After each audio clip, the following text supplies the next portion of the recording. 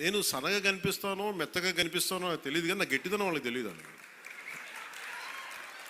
అంటే మీరు మొండి పట్టు పడితే, మీరు గొడవ పెట్టుకోవాలనుకుంటే నేను సంసిద్ధంగా ఉన్నాను, ఎప్పుడైనా గొడవ పెట్టుకున్నాను. దానికి నా దగ్గర కొదవ లేదు, ఆ శక్తి కొదవ లేదు. కానీ ఏంటంటే యుద్ధం ఎందుకు భరిస్తాడు? ఎవడన్నా తిడతా ఉంటే బలం ఉన్నోడు భరిస్తాడు, బలహీనుడే ఎదురు తిరుగుతాడు. నేను ఎప్పుడన్నా సరే నా వ్యక్తిగతంగా నేను ఎప్పుడు గొడవ పెట్టుకోను.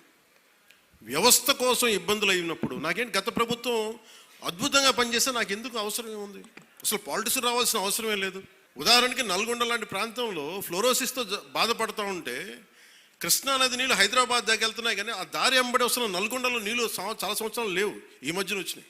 అక్కడ మనుషులు ఈ మన ఫ్లోరోసిస్ తోటి చిన్న బిడ్డలు వంగిపోయి మంచానికి ఉంటే అది బాధ కలుగుతారు. ప్రభుత్వాలు ఏం చేయట్లేదు. అలాంటి అనేకమైన సంఘటనలు కోకొల్లలుగా జరిగితే అది నాకు బాధ్యతని పెంచి రాజకీయాల్లో మనం ఏదైనా చేద్దాం, ప్రయత్నం చేద్దాం. ఓడిపోవచ్చు గెలవచ్చు కానీ ప్రయత్నమే చేయకపోతే తప్పు కదా. అలాంటి సందర్భంలో నేను వచ్చాను పాలిటిక్స్కి.